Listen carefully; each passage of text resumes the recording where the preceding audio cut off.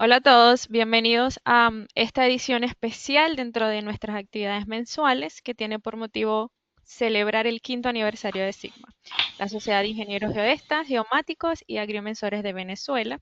Mi nombre es Ilianis Arenas y yo soy su actual presidente.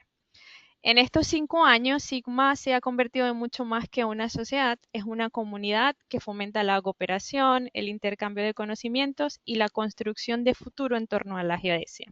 Para conmemorar este camino, tenemos el placer hoy de conversar con nuestro primer presidente y cofundador, el ingeniero Hermógenes David Suárez Acosta. Hermógenes, para quienes no lo conocen, es ingeniero geodesta, egresado de la Universidad del Zulia, en Venezuela, con más de 25 años de experiencia profesional nacional e internacional en diversas ramas de la geodesia, transitando por la docencia, la investigación, la gerencia y la asesoría de asuntos geodésicos dentro del sector energético. Hermógenes actualmente se desempeña como gerente de operaciones geoespaciales, geodesia y sensores remotos de la petrolera Oxy en Estados Unidos y también es profesor invitado de la Escuela de Ingeniería Geodésica de la Universidad del Zulia en Venezuela. Los invito entonces a acompañarnos en esta conversación donde hablaremos de historia, de retos, de futuro y sobre todo de la pasión que nos une, la geodesia. Bienvenido, Hermógenes. Hola Eliani, gracias por la invitación y por la oportunidad que, que me brindan en este espacio. Es un honor para mí poder conversar contigo. Gracias a ti por aceptar. Quisiera entonces que comenzáramos esta entrevista y conversemos un poquito de lo que es Sigma. Entonces, cuéntanos, ¿cómo nació la idea de crear Sigma? Bueno, Sigma, eh, quizás estamos hablando del año 2018 cuando esta idea surge. Eh, Creo que principalmente la génesis viene por la necesidad, digamos, de poder eh, desarrollar ciertas habilidades en cuanto a networking, desarrollo de resúmenes curriculares, la búsqueda de empleo, sobre todo dentro del contexto del inmigrante venezolano. Entonces, personalmente eso fue un reto para mí y digamos que en esa búsqueda, en ese proyecto de insertarme en el mercado laboral viniendo de Venezuela, desarrollé ciertas metodologías o ciertas estrategias que ya luego quise compartir, digamos, porque sabía que otros podrían a lo mejor necesitar este tipo de información. Y más o menos en el año 2018 lo primero que se me ocurre es, bueno, la manera de poder transmitir estas cosas debe pasar por tener en contacto, el contacto directo con mis colegas, independientemente de donde se encontraran. Y me surgió una idea como que llamé mapa web. Y la idea era poder tener un espacio muy similar al de la red social LinkedIn, pero con este componente geoespacial, es decir, con una herramienta de mapa web o virtual que nos pudiera, eh, un inventario, diría yo, geoespacial, una agenda geoespacial donde pudiésemos ver dónde estábamos cada uno de nosotros y ver de qué forma podríamos colaborar y ayudar a otros para que pudieran insertarse en el mercado laboral. De ahí surge esa idea y así empezamos con un mapa web que desarrollé en Python y, y otras herramientas, en fin. Los detalles técnicos no son muy relevantes ahora, pero así empezamos y poco a poco ese grupo fue creciendo y iniciamos algunas charlas eh, divulgando conocimientos, digamos, básicos, pero también importantes para aquellos que iban llegando a ciertos lugares en el globo, en el planeta, y, y darles información útil, digamos así. Y ya luego esa idea fue evolucionando a un punto en que decidimos, o decidí, y luego invité a varios colegas para desarrollar una organización que hoy día es Sigma.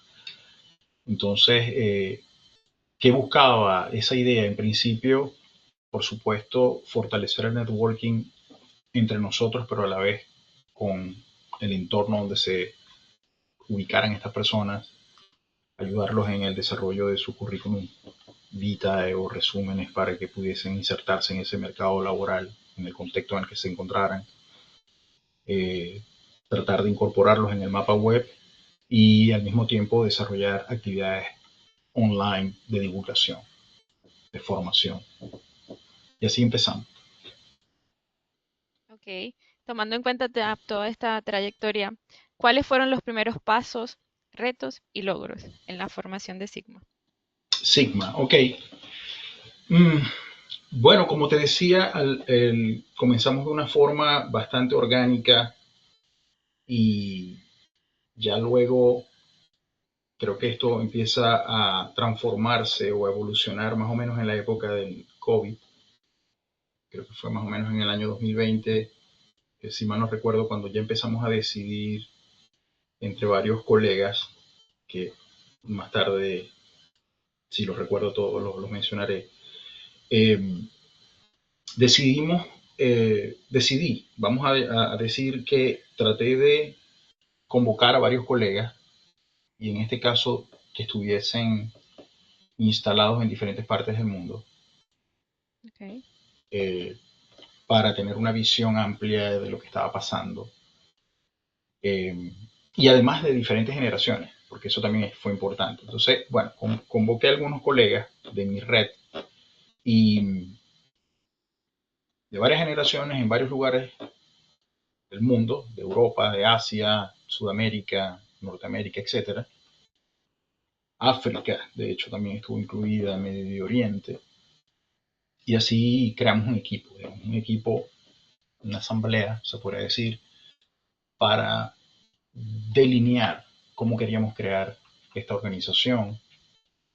Y en vista de que había una cierta preocupación por esta ola de migración que se estaba dando intensa y creíamos que podíamos desde nuestros respectivos lugares aportar un granito de arena a estas personas en ese sentido de ayudarlos a insertarse o a conectar con personas que ya se encontraran en ese específico entorno.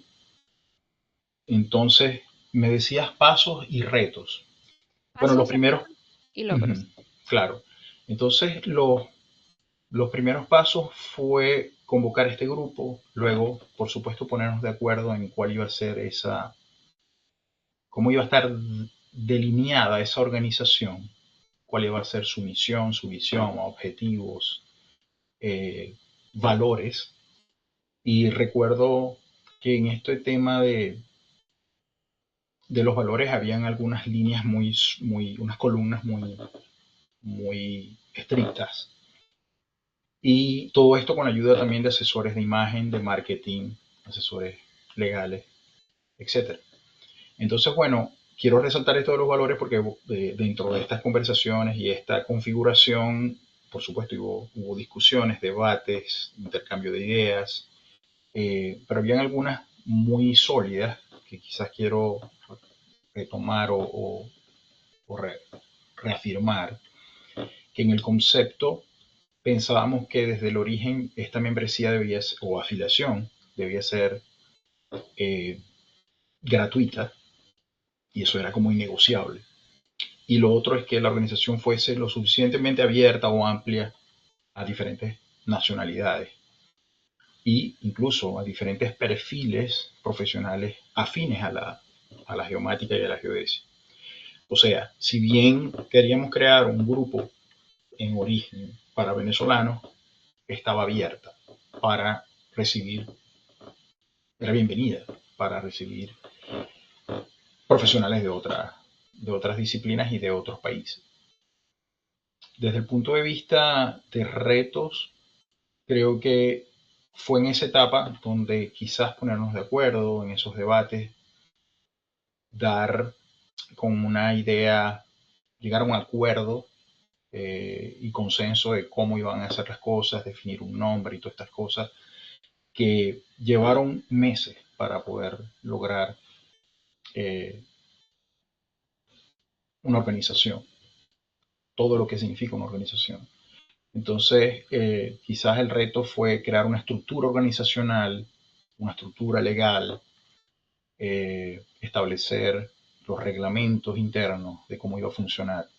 Pero quizás lo más importante era para la supervivencia y a largo plazo era desarrollar un equipo operacional lo suficientemente eficiente y que tuviera alcance global. Y ahí es donde quiero resaltar esto, por eso hablábamos de embajadores, por decirlo de alguna forma, que estuviesen en diferentes partes del mundo. Y ahora recuerdo algunos nombres, o sea, recuerdo, por ejemplo, Luzua Keikoa, que se encontraba en Australia, o que se encuentra Nora Galucci en Chile, y así, gente que estaba, Joelma, que estaba en Francia, y otros, Alexander González, Darío González, Mario eh, Forgione, Anthony, que estaba en Venezuela, bueno, muchos compañeros, sé que puede que en este momento no lo recuerde todo, pero esa red, por decirlo de alguna forma, red geodésica, realmente cubría todo el globo y eso nos permitía, digamos, eh, propagar el mensaje en diferentes regiones. Y logros, bueno, yo creo que hoy día Sigma es una organización sin duda alguna, reconocida internacionalmente, nacionalmente. Puedo mencionar la, digamos, la aceptación en el Centro de Ingenieros del Zulia, allá en Venezuela. También representamos a Venezuela dentro de la Federación Internacional de Surveyors o de Geodestas, la FIG. Asimismo en la IPGH, en CIRGA y otras más. Y eso es satisfactorio, muy satisfactorio. Claro.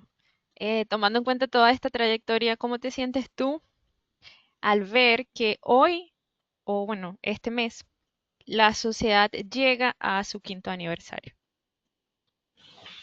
Bueno, creo que conectando con lo anterior, sí, muy satisfecho, al mismo tiempo agradecido con todo el equipo que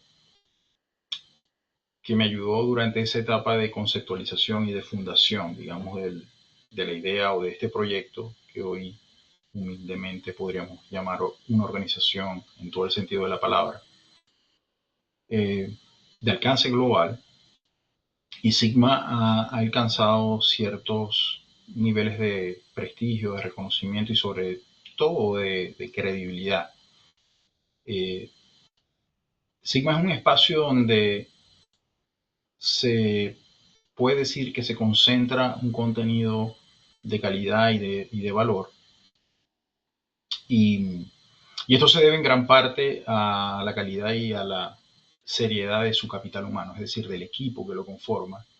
En este caso, el equipo que ustedes han estructurado, el cual sin duda alguna se destaca por su ética profesional y la dedicación totalmente voluntaria, porque eso también es un aspecto que hay que resaltar. Todo esto se ha hecho a través de muchas horas de trabajo voluntario y, y poco a poco fuimos evolucionando desde una hoja de Excel a una página web con un montón de personas profesionales que hoy día son miembros y que con bastante frecuencia consumen nuestros contenidos y que además asisten a nuestros eventos. Por lo tanto, es evidente que Sigma ha sido una idea que ha permanecido en el tiempo y que se ha mantenido y ha seguido creciendo a lo largo del tiempo, lo cual es un buen indicador y por supuesto me siento satisfecho y agradecido por todo el trabajo que todo el equipo de Sigma ha realizado en este sentido. Conociendo eh, o basándome en tu respuesta y sabiendo que aún faltan muchas cosas más por alcanzar, ¿tú crees o te pregunto, en este punto Sigma ha logrado llenar las expectativas que tenías al momento de su fundación? Yo creo que, yo creo que ha ido más allá. O sea, claro, también es verdad que los objetivos o los planteamientos que nos hicimos al principio quizás eran un poco más humildes, más limitados. No pretendíamos llegar hasta donde estamos llegando ahora. Realmente creo que eso se expandió, esa frontera se superó con el tiempo. Y en ese sentido te puedo decir que sí, la idea original solamente contemplaba en principio a nuestros colegas y ayudar a nuestros colegas venezolanos. Lo que no sabíamos es que eso iba a gustar a otros grupos, a otras naciones, a otros países, y que se vieron reflejados en la necesidad de ser parte de un equipo o de una organización como esta que los ayudara, que encontraban una gran utilidad para sus trabajos y sus funciones profesionales, eh, un contenido que les brindaba un beneficio, digamos así. Y en ese sentido sí me sorprende que pudimos eh, sobrepasar fronteras geográficas eh, y sobre todo llegar al punto de formar parte de ciertas instituciones, o sea, colaboraciones, afiliaciones o ya sea directa o indirectamente formar parte de organizaciones de muchísima, digamos, reputación y trayectoria, como por ejemplo Sirgas y otras más. Excelente, me alegra mucho escuchar eso. Pero ahora vamos a entrar un poquito en lo que es tu perfil, ¿no? Conociendo tu perfil y tu desarrollo profesional, sé que tú has liderado equipos en diversas instituciones, tanto académicas como dentro de diversas industrias, por ejemplo, el LGPS en la Universidad del Zulia, PDVSA en Venezuela, Andarco, y actualmente estás en Oxy, como mencioné anteriormente. Tomando en cuenta eso, tu perfil de liderazgo, ¿qué aprendizajes sobre gestión de proyectos aplicados a la geodesia podrías compartir con los profesionales jóvenes? Hablas de planificación de proyectos en bueno, Gestión a de lo proyectos, largo, claro, correcto. bueno, una buena pregunta. Yo diría que, a ver, en general, ¿no? No solamente para los jóvenes, yo creo que en general todo proyecto, y esto es como una cuestión que yo llevo, que aplico mm, de manera constante.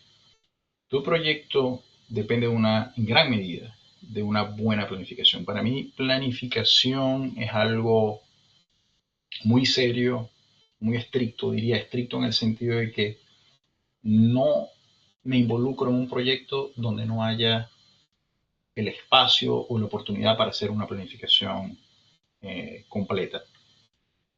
Eh, improvisar improvisar es bueno en cierto sentido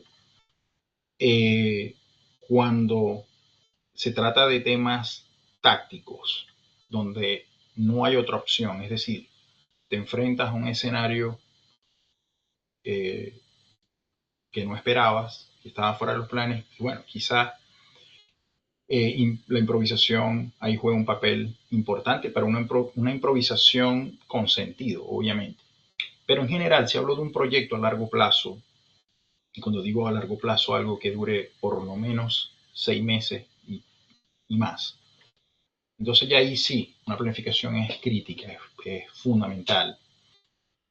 Eh, Otro aspecto de esto es, y claro, volviendo al punto de la planificación, es entender bien los objetivos del proyecto, de definir bien qué es lo que se quiere hacer, por qué se quiere hacer, entender a profundidad cuál es la necesidad y cuál es el servicio que se quiere, el producto que se quiere lograr. Luego está la otra dimensión, que es ya el equipo de trabajo. El equipo de trabajo, bueno, por supuesto, eh, aquí hay una gran quiero hacer un ejemplo. El tema del manejo de equipos, es decir, la inteligencia emocional y el liderazgo. En la vida real, no siempre tienes la oportunidad de escoger al equipo de trabajo. Esto no es como en el fútbol, donde el director técnico escoge a los jugadores que él quiere dirigir. Aquí no. En la vida real, en las empresas, el, el equipo te escoge a ti o sencillamente te asigna un equipo y no siempre ese equipo es el ideal. Entonces eso es un reto. Es un reto trabajar con personas donde ya de por sí sabes que el equipo no es necesariamente el, o las personas que están involucradas cumplen con todas tus expectativas. Entonces tienes que ser bastante creativo, aplicar eh, de verdad la inteligencia emocional al máximo y tratar siempre de sacar de esas personas el mejor resultado y hacer que funcione en equipo. Entonces, en ese sentido, eso le agrega un factor de complejidad que no está totalmente bajo tu control y tú tienes que hacer lo mejor que puedes en ese sentido. Por otro lado, yo siempre digo que un proyecto o un equipo, un proyecto exitoso, más allá de la planificación, ya durante la ejecución y, y durante el proceso, es importante tener en cada equipo de trabajo, esto es esencial, tener un excelente comunicador. Es decir, una persona que entienda bien las necesidades del cliente, del usuario final, y sepa comunicar y hablar en ese mismo lenguaje, decir, traducir la geodesia, nuestro lenguaje geodésico, a un lenguaje que pueda entender el cliente de una forma clara y directa. Un buen planificador de proyectos, un buen coordinador de proyectos para que coordine a todas las personas que hacen parte del proyecto. Y por supuesto, esencial es un experto. Es decir, en cada grupo de trabajo, en cada proyecto, tú vas a necesitar un experto con quien tú confías que es capaz de hacer y es experto en esa materia. A un coordinador para que haga que todo el equipo funcione, trabaje en equipo. Un planificador, que es el que en origen va a delinear cómo se va a ejecutar este proyecto como tal. Y el comunicador, que es el que va a hacer que tanto el proyecto sea vendido al inicio como que sea bien recibido al final. O sea, tanto en el principio como al final. Y durante también, obviamente, porque hay que estar dando reportes, avances y estas cosas. Y ese comunicador es clave, debe transmitir las ideas de una forma clara, concisa y que hable el lenguaje y entienda el lenguaje del cliente, que no siempre es otro geodesta, por lo general no lo es. Y desde el punto de vista operacional, ya más estratégico, yo siempre aplico algo que yo llamo pragmatismo técnico. Es decir, pragmatismo técnico para mí es tratar de reducir al mínimo la, las cuestiones subjetivas y siempre mantener este pragmatismo técnico desde un marco de referencia ético, tomando en cuenta, por supuesto, los recursos disponibles y las restricciones que delimitan el proyecto. ¿Por qué digo esto? Bueno, porque como geodestas siempre queremos brindar el mejor resultado posible, el más exacto, pero eso tiene un costo. Eso tiene un costo y a veces tenemos que entender hasta dónde debemos llegar con eso y ser prácticos, ser pragmáticos. A lo mejor no necesito el GPS ultra más preciso para este proyecto, puedo usar algo menos, más económico, más rápido, ser eficientes en ese sentido, y a eso me refiero con pragmatismo, o sea, siempre buscar la eficiencia y no perdernos en en el deseo de querer hacer las cosas lo más exactas posible. Eso hay que ponerlo en equilibrio. El costo, beneficio de los métodos y de las técnicas que se van a emplear.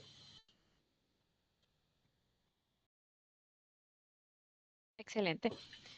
Tomando en cuenta esa respuesta en relación a la gestión de proyectos, ¿qué rol crees tú que juegan los estándares, las especificaciones técnicas y las buenas prácticas en la planificación y la ejecución de proyectos? Yo creo que siempre lo he dicho, eso es fundamental. O sea, los estándares y las especificaciones técnicas, yo hago esta analogía. Los estándares vienen siendo como la constitución de un país y las especificaciones como las leyes que se escriben para determinados procesos, ¿no? Eso tiene muchísimas ventajas. La estandarización eh, obviamente va a garantizar que nosotros podamos comunicarnos mejor entre nuestros pares. Obviamente si yo te digo, y esto es un ejemplo quizás tonto, pero imagínate que yo te dijera, yo quiero unas coordenadas con una exactitud muy buena. Eso de muy bueno es subjetivo. ¿Qué significa muy bueno? Entonces, claro, los estándares te brindan un lenguaje y unas guías que remueve cualquier ambigüedad, te permite eliminar esas ambigüedades y esas subjetividades y más bien te da un marco de referencia eh, donde todos podríamos funcionar y comunicarnos y transferir información de una forma objetiva. Entonces, en vez de decir eso, yo digo, no, yo quiero que las exactitud de las coordenadas sean eh, 3 milímetros eh, de RMS y al 95% de confidencialidad, de confidencia. Entonces, estas, eso por dar un ejemplo, pero eso aplica a los métodos, a los resultados y por supuesto eso ahorra muchos dolores de cabeza a la hora de ejecutar un proyecto. Eh, Además, los estándares por lo general son creados por expertos internacionales, por grupos de expertos a nivel mundial. No, no es una cuestión aislada o de un contexto específico, sino que más bien aglomera expertos de muchos años de experiencia que han podido experimentar y trabajar en muchísimos tipos de proyectos, lo cual ya te ofrece y te ahorra un montón de trabajo porque te ofrece esas referencias, esas guías de cómo proceder eh, y transmitir información entre los diferentes niveles y entre los diferentes entes involucrados en un proyecto. Sobre todo entre ingenieros, en el caso de los geodestas, que tenemos que aplicar estándares en topografía, en geodesia, en sensores remotos y así muchas aplicaciones o disciplinas, pero cómo transmitimos y cómo nos comunicamos con el ingeniero civil que está haciendo el puente, cómo nos comunicamos con el geofísico que está haciendo una sísmica, o cómo transmitimos esto a un ingeniero petrolero que está haciendo una perforación, digamos, direccional de un pozo. O sea, estamos hablando con diversos tipos de profesionales eh, y el usar estos lenguajes, estos términos, diría yo, permite que esa comunicación sea más objetiva, clara y precisa. Entonces es fundamental. Yo creo que no, en ninguno de nuestros proyectos o de mis proyectos puedo decir que he ignorado los estándares o digamos, los estándares y las especificaciones técnicas. Y ahí es cuando yo hablaba de planificación. O sea, durante la planificación tú examinas qué estándares vas a aplicar, qué especificaciones técnicas vas a seguir en cada uno de los proyectos. Y por eso yo le doy tanto peso al tema de la planificación, como te explicaba en la pregunta anterior. Eh, Esencial, totalmente. Conociendo que tu perfil, podríamos decir, ¿no? Que está más, se ha desarrollado dentro del sector energético en su mayoría. ¿Qué importancia tiene la geodesia dentro de este sector energético? Ok, la importancia de la geodesia en el sector energético. Mm, a ver, yo creo que eso hay que explicarlo de la siguiente. Todas las disciplinas son importantes. Yo creo que todas son relevantes, son importantes. La geofísica, la geología, la geodesia, la ingeniería petrolera, todas son importantes. Yo creo que desde esa perspectiva, yo creo que no hay un ranking, Ujú. pero tiene un rol. O sea, lo que sí es verdad es que la geodesia cumple un rol, tiene una misión.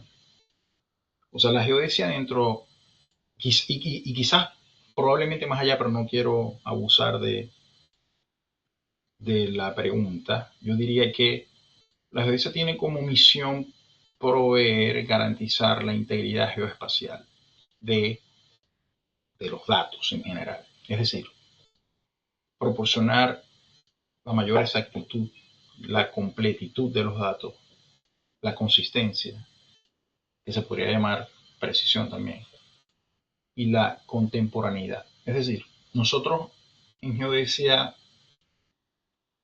adquirimos datos, medimos eh, objetos, elementos naturales también, pero ese dato debe ir acompañado con su eh, metadata, vamos a decir, con la correcta descripción y valoración de su exactitud, además que esa descripción de ese objeto, esa abstracción que estamos haciendo con la medición, venga completamente descriptiva, es decir, completa, consistente, porque si yo repito en el futuro la medición de ese mismo objeto, se supone que yo debería tener el mismo resultado de forma independiente.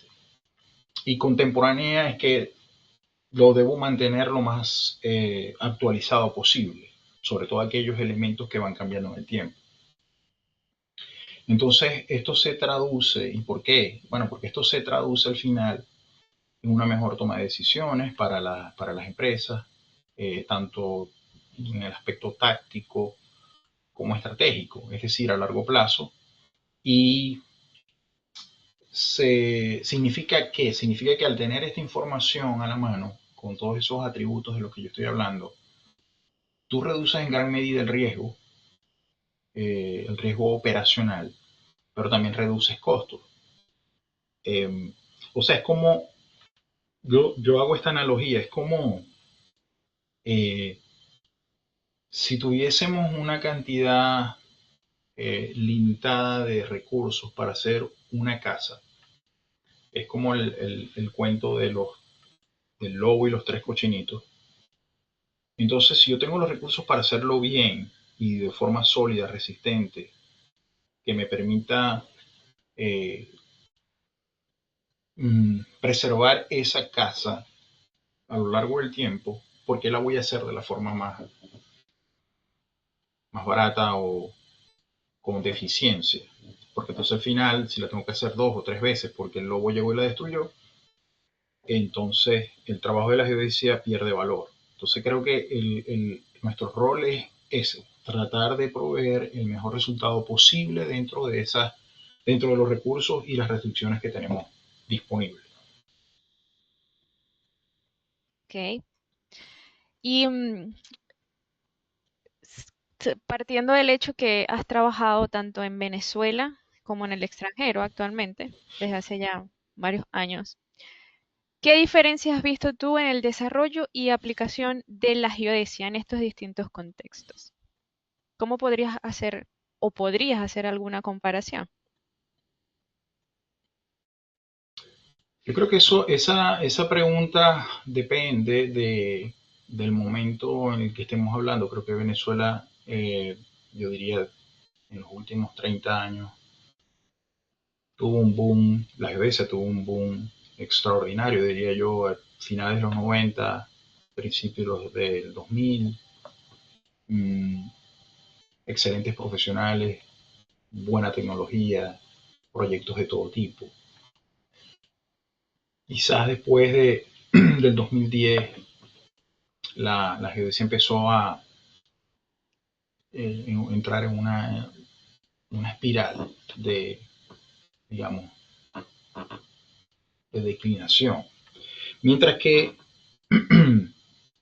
en el sector acá en los Estados Unidos, al menos en el área de donde yo me encuentro, en Texas, bueno, aprendí varias cosas. Veo que, por ejemplo, me sorprendió entender que la mayoría de los land surveyors, o sea, para nosotros allá serían los topógrafos certificados o los agrimensores, no necesariamente tienen una formación, sino es más un tema de experiencia que van acumulando con los años y haciendo cursos.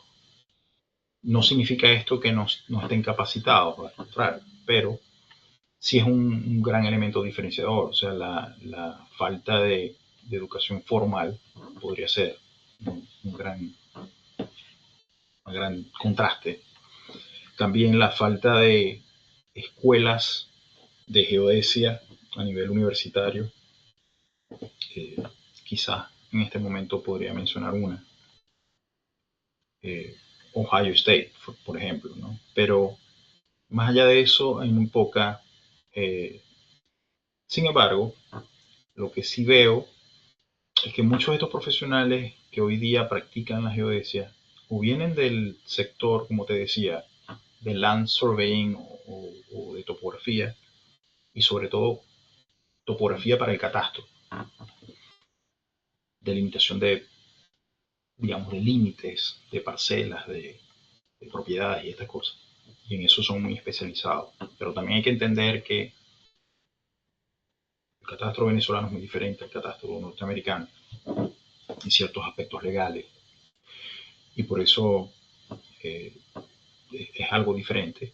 Pero también creo que en el ámbito ya más geodésico, es decir, problemas más escala país, escala global, hay muchos geofísicos, hay muchos geólogos que se han especializado en sus máster o PhDs o doctorados en el área de geodesia. Entonces, claro, son geodestas que vienen con otras formaciones y que son los que, digamos, abordan más los trabajos de ese tipo, geodésico superiores.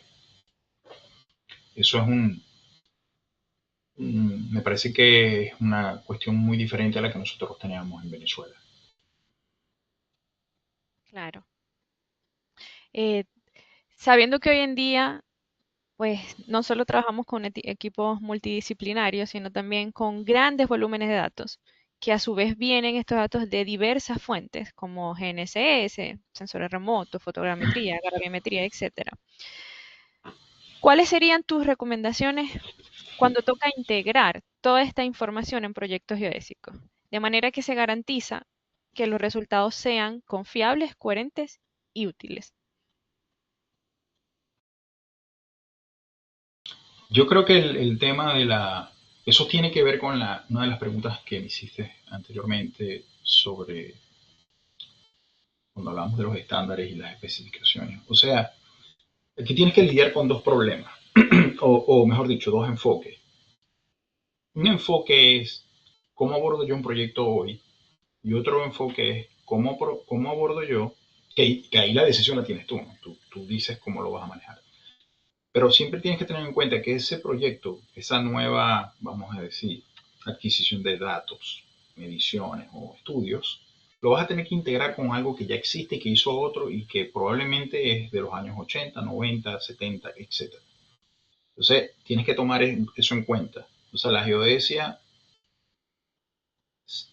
debe ser o conocer no tanto lo que está pasando hoy, sino también cómo se hicieron las cosas antes, para que tú puedas integrar. Estoy hablando desde el aspecto técnico-temporal.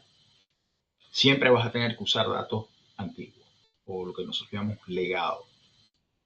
Y por lo general, esa data viene en datums locales o sistemas locales, y cómo haces para que eso en forma correcta. lo puedas integrar con tus datos nuevos. Y siempre está la discusión de si lo nuevo, las adquisiciones nuevas, los proyectos nuevos los debo ejecutar bajo las referencias anteriores o más bien transformar eso a lo anterior. ¿Y por qué digo esto? Porque la otra forma de verlo es, ¿y por qué no todo lo viejo lo llevamos a lo nuevo? Bueno, eso trae muchas discusiones, eso es un tema realmente, es un reto. Casi siempre tienes que hacer lo que nosotros llamamos un trabajo geodésico forense para entender cómo voy a hacer la combinación de datos de diferentes épocas, de diferentes sistemas, de diferentes eh, filosofías incluso. Entonces aquí voy a hacer una analogía. Yo siempre digo que si la matemática, o sea, para mí la matemática y la física son una analogía con respecto al cuerpo humano. Eh, la matemática y la física representan el hemisferio derecho e izquierdo del cerebro, o viceversa. Pero así de importantes son dentro de la ciencia y dentro de la ingeniería. La geodesia para mí vendría siendo la columna vertebral. ¿Y por qué digo esto? La columna vertebral de las ciencias de la Tierra en general. Cuando hablo de esto estoy hablando de geofísica, geología, todas las ciencias de la Tierra. ¿Y por qué es una columna vertebral? Bueno, porque, es decir, a la hora de combinar datos de diferentes fuentes, de diferentes sensores, de diferentes técnicas, e integrarlos para modelar o interpretar un, una parte del mundo real, es indispensable que estos datos lleven una correcta georreferenciación. Y eso suena simple, básico, pero como te decía ahorita es un reto porque, claro, todo esto se simplifica cuando estás usando proyectos. Vamos a integrar hoy un dato de GPS con una imagen de satélite, con un INSAR. Bueno, así es muy fácil, porque todo está en el W84 o está en un datum geocéntrico ITRF. O sea, ahí es muy fácil. Pero cuando te toca combinar esto con algo que hicimos hace 40 años atrás, o 30 años atrás, o hace 10 años atrás, la cosa empieza a adquirir mayor complejidad. O sea, el tema de los tiempos es un tema que siempre tenemos que estar abordando, es un challenge. Y ahí es donde yo digo que el geodesta juega un rol fundamental. Siempre hago esta analogía para hablar, o este ejemplo para hablar con los clientes, con los usuarios de quienes hacen uso de los servicios geodésicos. Yo siempre hago el ejemplo de que hay un edificio con muchos pisos, y hacemos imagínate el, el lugar donde va instalado el ascensor. Yo lo llamo la analogía del ascensor en el edificio. Y así explico yo por qué en todo proyecto debe estar un geodesta involucrado.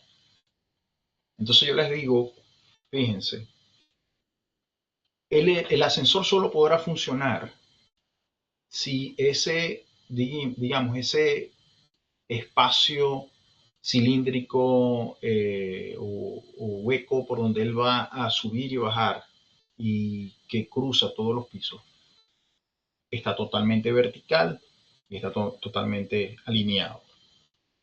Pero ¿qué pasa si el piso 1 está en el Datum La Canoa y el piso 3 está en W84 y el piso 4 está en Sirgas XY?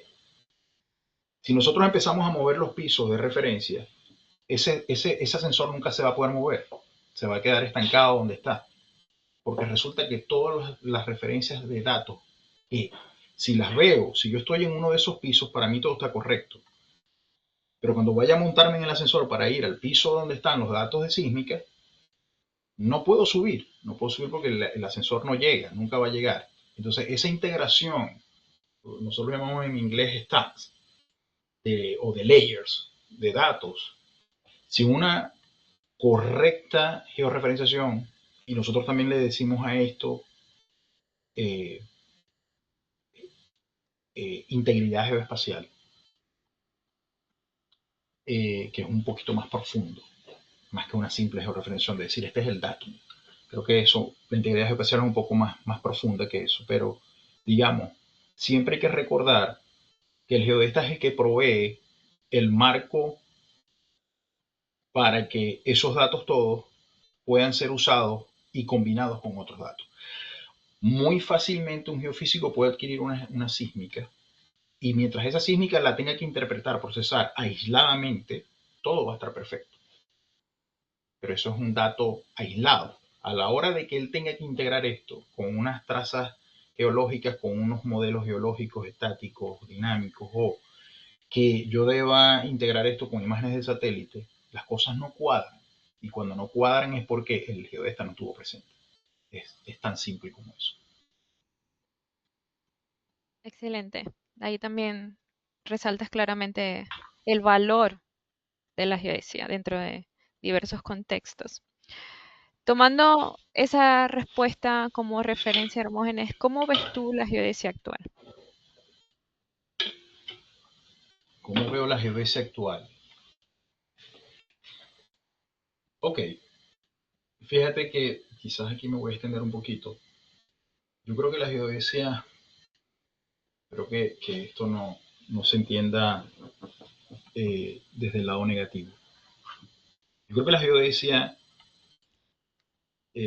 tuvo unos avances muy importantes en el siglo XIX y XX, es decir, el siglo pasado. Tuvo unos avances muy importantes, sobre todo en la geodesia teórica. ¿A qué me refiero? Me refiero a los modelos que desarrollaron en geodesia física, en geodesia geométrica. Hay muchos avances en esos dos últimos siglos en generar modelos matemáticos para entender cómo medir y saber el tamaño, los movimientos y todas estas cosas del planeta Tierra. Sin embargo, gracias, se podría decir que a consecuencia de la Guerra Fría y todo esto que pasó después de la Segunda Guerra Mundial, entonces ocurre un evento que es el lanzamiento de los satélites y empezamos entonces a entrar en lo que yo llamaría una geodesia moderna. Pero esa etapa, a partir de la mitad del siglo pasado, yo realmente, al menos en mi opinión, no veo avances en la geodesia teórica, en la geodesia superior desde esa perspectiva. Los modelos geoidales, es decir, la matemática, los algoritmos, las funciones de la geodesia física y de la geodesia geométrica son y siguen siendo los mismos de hace un siglo atrás. Lo que ha mejorado, sin duda alguna, y sobre todo exponencialmente después de la Segunda Guerra Mundial, son los métodos de medición, las tecnologías de cómo medimos, hacemos mediciones al servicio de la geodesia. Entonces, yo creo que la geodesia ha pasado, de hecho quiero resaltar algo, es tan así que sí, a mediados del siglo pasado, incluso un geodesta muy famoso, muy importante, Molodensky, hasta tuvimos muy cerca de que fuese galardonado con un Nobel en física. Entonces, eso te da una idea de lo importante que fueron los avances en materia teórica. Y para mí ahí nos estancamos, pero no lo digo en un sentido negativo, nos estancamos porque todo el desarrollo se volcó y coincidió también con el desarrollo de la computación, de la física cuántica, sí, de la mecánica cuántica y de la electrónica. O sea, la física cuántica conllevó a la computación y a la electrónica. Y a partir de ahí saltamos a los satélites, saltamos a los instrumentos electrónicos, a los instrumentos de medición, al láser, y todo esto proviene de la física cuántica. Ok, o de la mecánica cuántica, como lo quieran llamar. Entonces, ese avance en la instrumentación es lo que ha permitido que la geodesia pasó de ser una ciencia que define la forma de la Tierra a una ciencia que cuantifica más bien los cambios del sistema Tierra, porque ya se conocía bien el tamaño de los elipsoides, y si nos ponemos a ver cuál es el elipsoide más avanzado, RS-80 de 1980, es RS-80, de la época de los 70. O sea, tenemos más de, no sé, casi 50 años sin generar un modelo elipsoidal nuevo. Eso nos está diciendo que en ese sentido nos estancamos, pero nos estancamos porque llegamos a un nivel de madurez, de desarrollo en ese aspecto que está, ya lo que hay son pequeñas mejoras, pero no hay saltos cuánticos en cuanto a la geodesia teórica. Como decía, los desarrollos son más de tipo tecnológico, gracias a todos los eventos eh, geopolíticos que sucedieron en el siglo pasado y que siguen sucediendo. Entonces, ya la geodesia de hoy no se enfoca en medir un elipsoide o un geoide. Ya no solo se enfoca en medir un elipsoide o medir un geoide más preciso, sino más bien proporcionar los datos fundamentales para entender y mitigar los grandes desafíos globales, o sea, como el cambio climático, los desastres naturales, etcétera. Hay otra cosa que hay que resaltar en estos últimos 50 años, es pasamos de, quizás yo tuve la oportunidad de vivir esa transición en los años 90, cuando pasamos de el concepto de datums locales, cuando muchos continentales, a la implementación y adopción de sistemas geodésicos de referencia global. Entonces empezamos a hablar de la geodesia como un fenómeno globalizado, diría yo. Quizás llegó la geodesia, primero llegó la geodesia globalizada que la economía globalizada. Y eso es un hecho. Es decir, como dije, quizás quiero reiterar esto. La geodesia ha alcanzado un estadio de madurez teórico que podríamos decir que ahí nos hemos estancado un poco. Pero por otro lado, la era satelital, los avances en la instrumentación, como decía, gracias a la mecánica cuántica, nos ha llevado a desarrollar métodos de medición cada vez más precisos, lo cual, a mi manera de ver, es lo que nos está brindando mejores modelos, digamos, y exactos, y sobre todo globales. Antes eso no se podía hacer, antes todo era en un entorno mucho más limitado, o sea, casi todas las geodesias antes de la era satelital se enfocaba en continentes, cuando mucho. En el siglo XX, entonces sí, podemos decir que pasamos a hablar de una geodesia regional, continental, a una geodesia globalizada. Y yo creo que el enfoque actual es resolver problemas a escala global. Es ahí donde veo la geodesia, sobre todo con el uso de técnicas satelitales. ¿Se podría hablar de una geodesia global sin la existencia de la tecnología satelital? Yo lo dudo, realmente lo dudo. Creo que no, y ese es el gran aporte que ha hecho la geodesia satelital en este siglo XXI.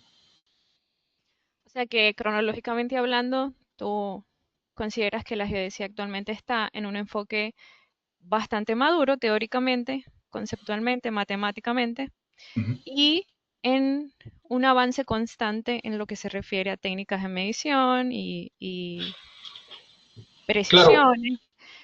claro, pero a eso hay que agregar, recuerde que en el año más o menos, finales de los 90, es que convergen muchas cosas.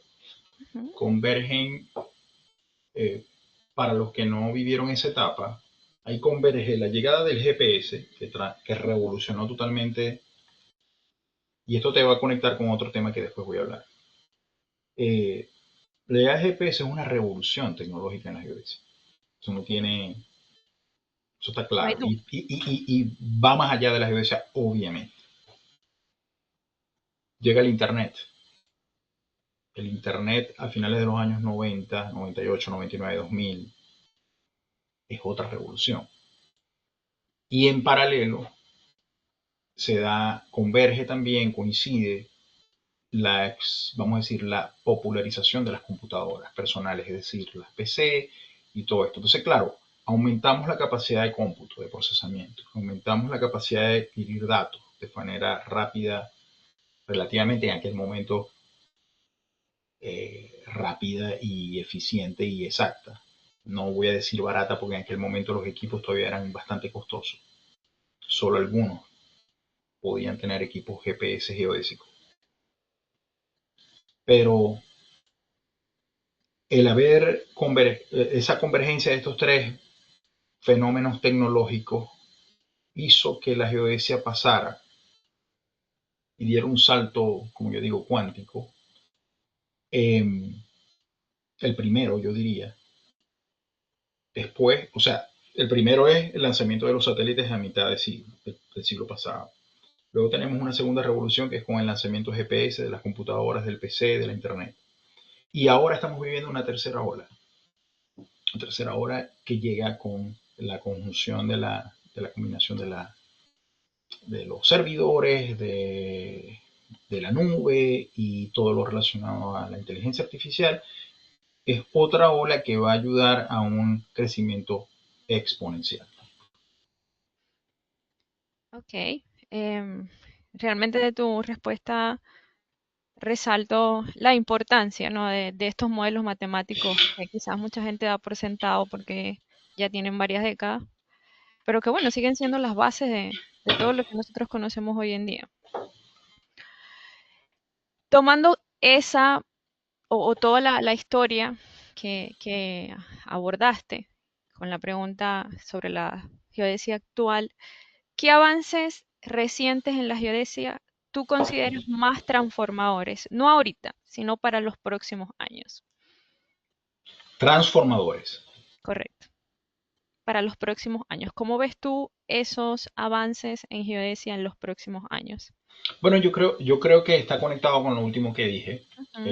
Yo no sabía que esta pregunta la ibas a formular en el sentido de que quizás voy a repetir la última parte. La, un aspecto importante es el Big Data. O sea, el Big Data es porque, claro, hoy día tenemos la capacidad de almacenamiento y procesamiento eficiente de muchos datos. Eh, lo llamamos Big Data. Eh, eso, en la medida que las capacidades de las instituciones, las universidades, los institutos cartográficos, etcétera, va a mejorar muchísimo, incluso las instituciones de investigación, centros de investigación. Eso va a impactar. En la medida que se adopten estas tecnologías, obviamente la integración va a ser mucho más, yo diría, más ecléptica desde un punto de vista geodésico. ¿Y por qué digo ecléctica? Bueno, porque muchas veces los que procesan GPS procesan GPS, los que procesan gravimetría procesan gravimetría, los que procesan altimetría. Vamos a llegar al punto en que todo esto, de hecho, estamos en eso, sin embargo, lo que quiero decir es que al combinarlos, al integrarlos, y por eso yo llamo Big Data, el modelado va a ser mucho, mucho más robusto. Pero ¿de qué depende? Bueno, de que tengamos las capacidades de adoptar ese Big Data, o sea, de tener las capacidades de procesamiento, las capacidades de almacenamiento, etcétera.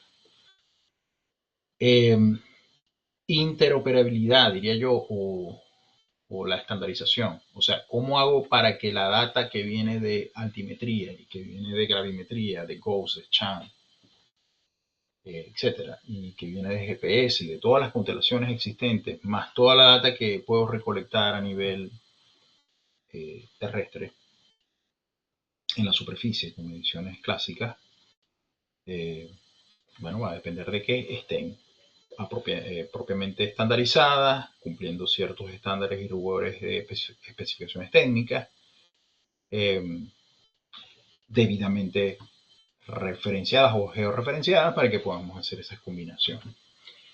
Eh, y la inteligencia artificial es el otro, digamos, la otra columna de estos, digamos, estas tendencias que yo veo que van a ser fundamentales o van a ser transformadoras, porque claro, con la inteligencia artificial también podemos potenciar la capacidad, velocidad de procesamiento y generar modelos más robustos, sobre todo modelar problemas más complejos.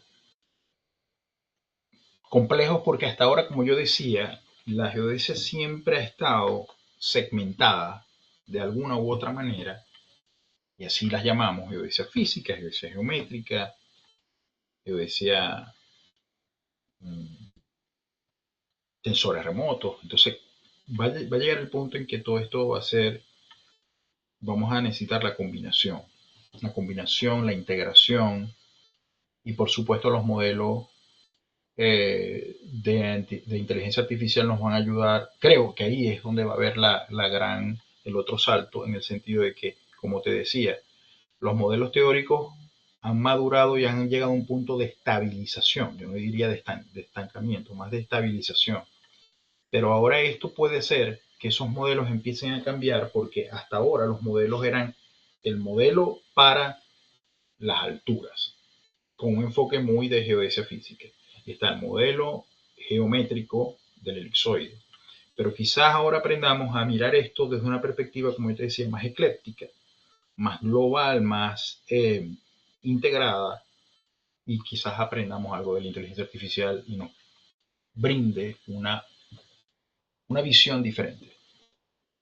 Y si hablamos de los retos, ¿qué retos enfrenta el desarrollo de la geodesia según tu perspectiva en los O sea, próximos años? no de la inteligencia, hablas de los retos de la geodesia. Correcto. Incluida en ella la inteligencia artificial y todo lo que acabas de mencionar de interoperabilidad. ¿Cuáles Uh -huh. serían para ti los retos a los que nos podríamos enfrentar en el desarrollo geodésico? Hay varios retos. Yo creo que vamos a empezar así. Veo todavía sigo viendo dos elementos, el geométrico, el geométrico y el físico. ¿A qué me refiero? Eh, Nosotros necesitamos mejores, o sea, lo que te decía ahorita, la integración de técnicas geodésicas es un reto. Y Ujú. sobre todo integración de las técnicas geodésicas dentro de un marco de referencia terrestre, cuyo marco debe ser cada vez más mm, exacto, ¿sí? Cada vez más preciso. Eh, ¿Y por qué? Bueno, obviamente, es que casi todo depende hoy día del ITRF, por ejemplo. O sea, todo lo que se hace a nivel de navegación satelital y de medición, entonces requiere de estos marcos de referencia, sin duda alguna, y en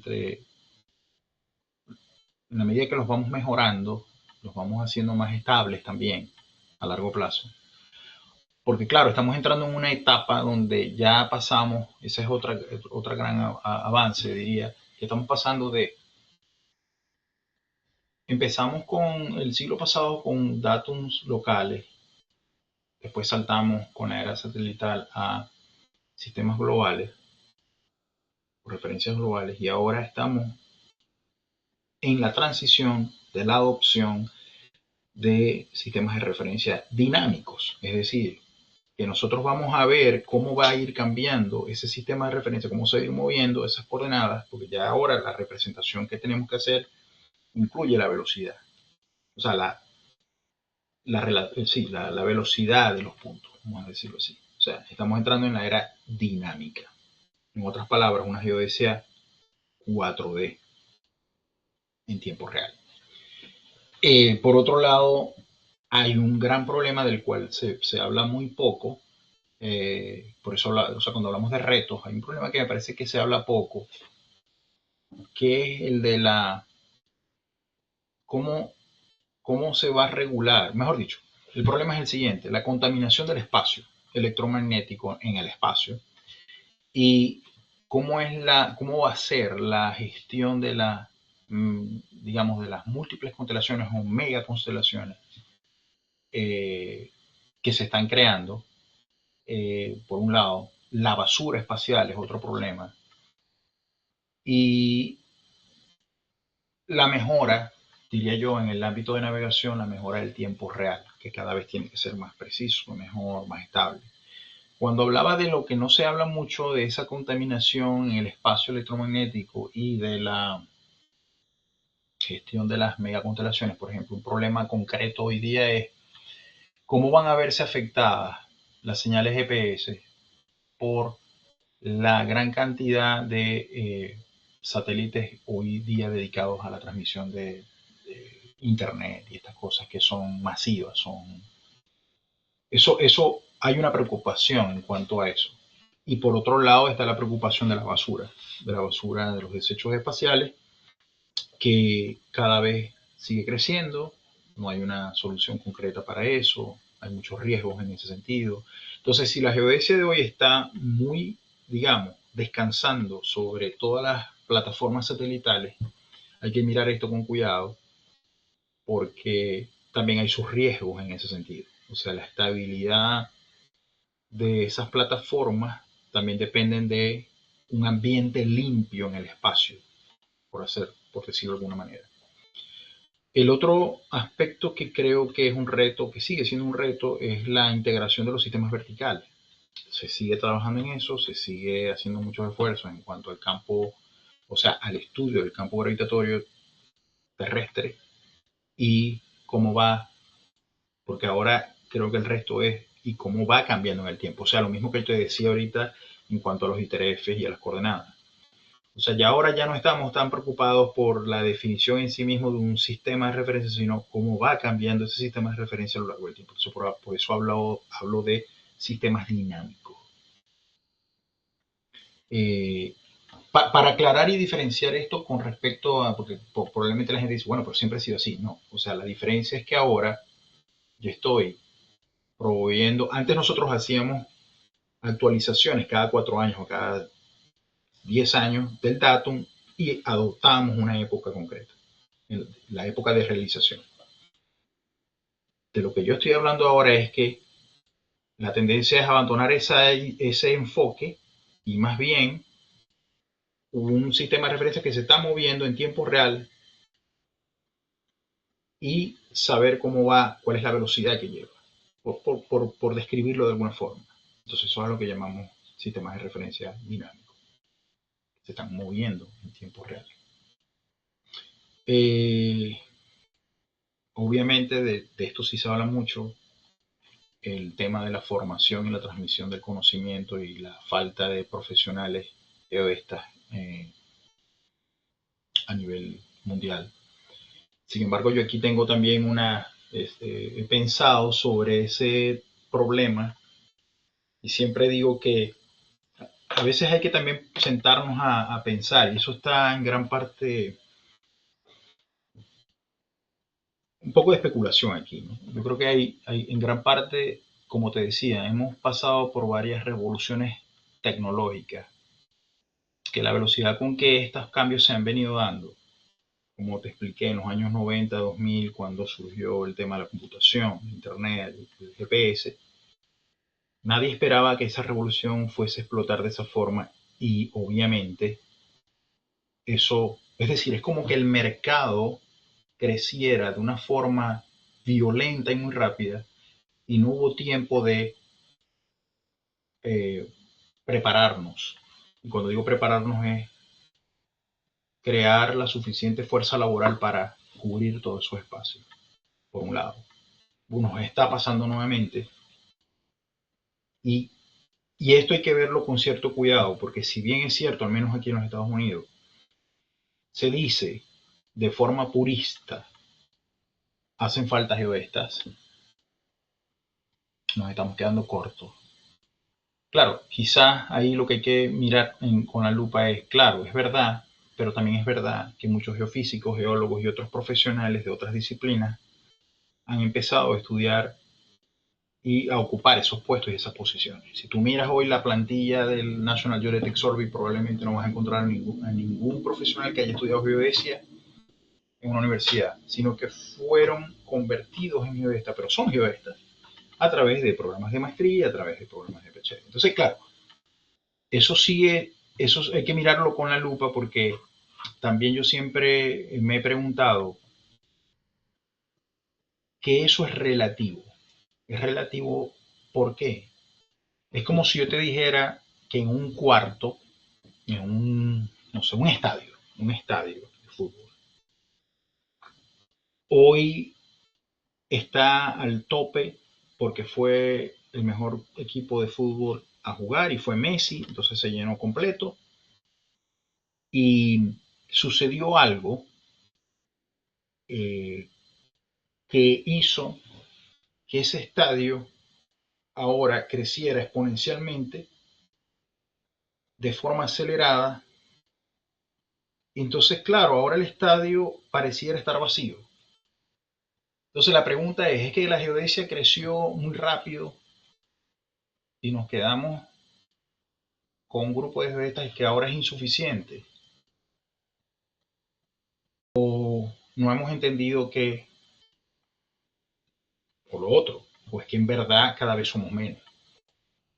Entonces hay que mirar esto con lupa, mirar, revisar todas las escuelas, todos los programas de educación a nivel global para saber si ese diferencial o esa, vamos a decir, ese gap, ¿cómo se llama esto en español? Vacío. Este déficit de profesionales en esta se debe a un crecimiento acelerado de las necesidades y la demanda o por lo contrario, es que nosotros nos hemos quedado, hemos producido menos profesionales en nuestras universidades y escuelas, institutos, o es la combinación de los dos, lo cual sería peor. Pueden ser las dos cosas. Entonces, ese problema hay que mirarlo con mucho cuidado y definir, o sea, hacer un estudio serio y entender mejor cuáles van a ser las medidas que se van a tomar para que eso, para poder mitigar las consecuencias de lo que eso significa. Quisiera preguntarte en relación a la masificación de la distribución de drones, de receptores GNSS, que son muy fáciles actualmente de adquirir, incluso a un costo accesible, si se quiere. ¿Tú ves eso como un reto para el desarrollo de la geodesia o lo ves como un avance? El hecho de que cualquier persona de cualquier profesión pueda y en muchos casos esté trabajando con esos equipos para fines geoespaciales.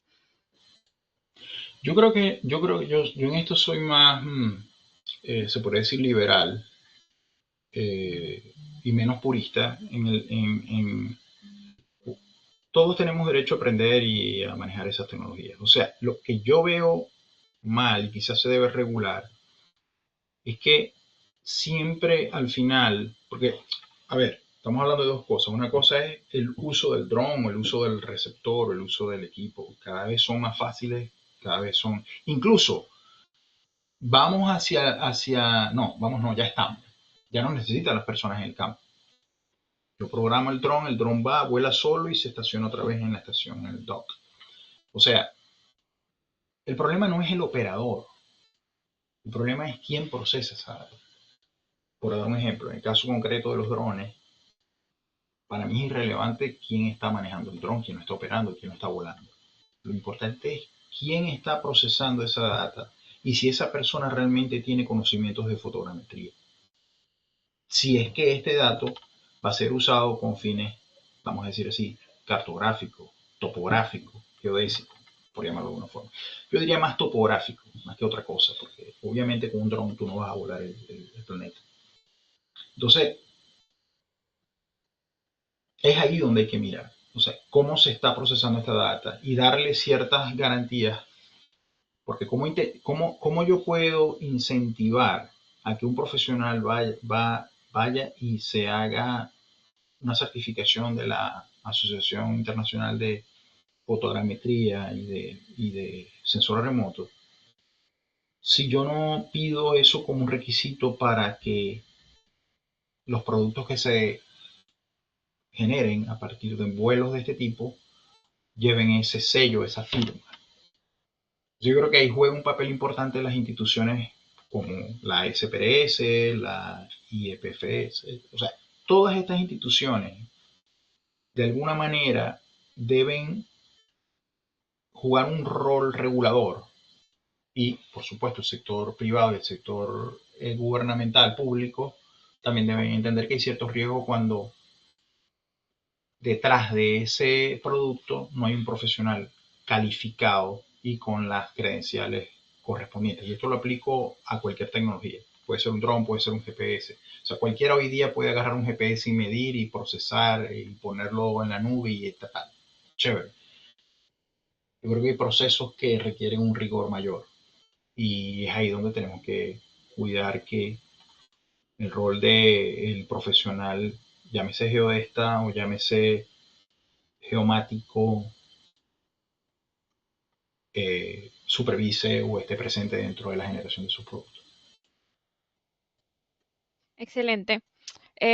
Ya para ir cerrando lo que ha sido esta entrevista, ¿qué papel crees tú que juega Sigma en conectar generaciones y en abrir oportunidades?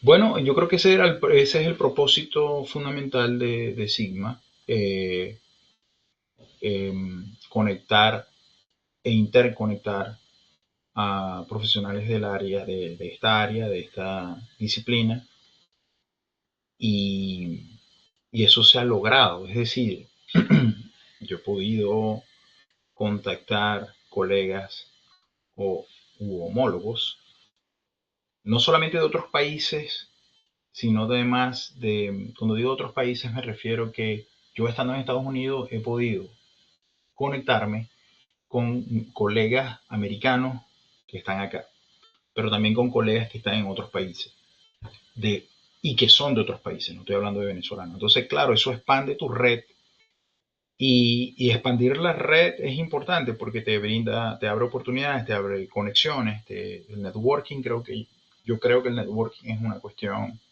fundamental en estos días, en estos tiempos, pues. O sea, la gente, si tú estás en tu casa esperando que te llegue un trabajo, eso no va a pasar. Tú tienes que salir a buscarlo y parte de esa tarea es hacer conexiones con la gente que está dentro de esa industria, dentro de ese sector. Y para ti, que perteneces a diversas sociedades profesionales, ¿qué tan importante ha sido pertenecer a ellas y cómo eso te ha beneficiado en tu carrera profesional? Totalmente. O sea, sí, yo creo que las oportunidades se me multiplicaron muchísimo en el momento en que empecé a entender que formar parte de esas organizaciones, de esas asociaciones, me permitía no solamente conocer yo a estas personas, sino que ellos me conocieran a mí también. O sea, es una cuestión bidireccional. Y de ahí vienen recomendaciones, de ahí vienen contactos, de ahí vienen oportunidades de colaboración, oportunidades de trabajos, eh, oportunidades de negocio. Eh, yo creo que no te voy a decir que es lo único, pero es fundamental, es importante, tiene un peso importante en tu desarrollo profesional. O sea, para mí, en el caso personal, eh, que he hecho vida dentro de varias organizaciones, incluso he tenido funciones de liderazgo dentro de esas organizaciones americanas, en este caso. Eh, por supuesto, me dio a conocer una ventana de proyección eh, poderosa. Y de ahí vinieron contactos, de ahí vinieron conexiones. Y desde un punto de vista, digamos, legal, o de formación, o sea, pertenecer a una sociedad suma en tu currículum, ¿de qué manera? ¿O no suma pertenecer a una sociedad profesional?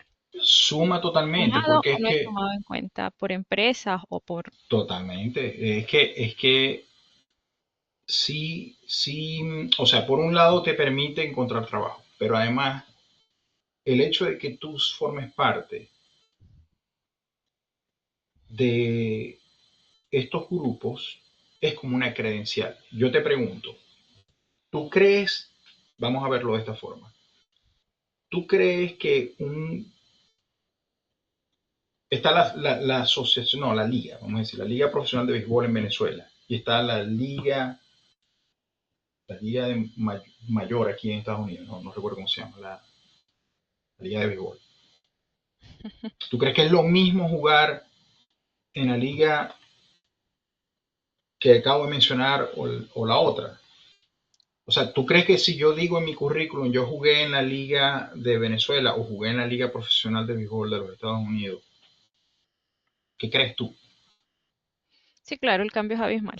Además, lo que pasa es que los profesionales no reconocemos eso, no vemos que en esos sectores, aunque es una cuestión diferente, pero ya estar, pertenecer a esos grupos y dar entrada, ahí empiezan a fluir unas dinámicas que te permiten exponer tus habilidades, tus herramientas, tus conocimientos y, y la misma sociedad incluso te puede impulsar a, a potenciar esas oportunidades. Ok. Podríamos decir que pertenecer a una sociedad es un paso importante en el desarrollo de cualquier profesional, independientemente del área. Totalmente. Bueno, entonces hay que aprovechar la oportunidad y decirle a nuestros oyentes que se unan a Sigma a través de nuestra página web. Si tú pudieras ya como última pregunta, si tú pudieras resumir en una sola palabra lo que significa Sigma, tomando en consideración que eres su fundador y su primer presidente y además actualmente parte del grupo de asesores, ¿cuál sería esa palabra que describiría Sigma para ti? Sinergia. Me encanta. Bueno, Hermógenes, de verdad, muchísimas gracias por todo tu tiempo para esta entrevista en conmemoración a nuestro quinto aniversario. Yo estoy segura que las respuestas dadas, la información que suministraste y especialmente tu perspectiva después de tantos años de experiencia será de mucho interés para nuestra comunidad. Y especialmente aprovecho la oportunidad para agradecerte por fundar Sigma y por darnos las bases para la sociedad que nosotros somos hoy en día. Bueno, un placer para mí, muchísimas gracias. Nuevamente ha sido un honor poder participar en esta conversación y poder expresar algunas ideas. Eh, no todos tienen que estar de acuerdo conmigo en lo que he expresado acá, pero sí quería ser honesto en el sentido de poder hablar de cómo es mi visión, de dónde nos encontramos, hacia dónde vamos. Y que, repito, es una visión un tanto limitada, porque obviamente yo no estoy ni en la IAG ni en una de estas organizaciones que pueden tener una visión más completa de todo el panorama global, pero sí desde una perspectiva industrial puedo ver eh, lo que está pasando en la industria y tener ciertas ideas de lo que está pasando a nivel global con este tema de las nuevas políticas geodésicas que vienen desde la IAE y desde la Organización de Naciones Unidas. Y todo eso es interesante. Estamos viviendo tiempos interesantes, complejos, muchos retos, pero al mismo tiempo excitantes para todo lo que prometedor por lo que viene en el futuro para la GBC. Muchas gracias. Gracias a ti. A todos nuestros oyentes, de verdad muchas gracias también por su atención y cualquier pregunta o comentario que tengan o que quieran hacerle a nuestro invitado lo pueden dejar abajo en la sección de comentarios de este video y con muchísimo gusto los vamos a atender y se los vamos a hacer llegar a Hermógenes para que también les responda. Nos vemos en una próxima oportunidad y sigan conectados con Sigma, que sigamos sumando años y experiencias. Chao, chao. Hasta luego.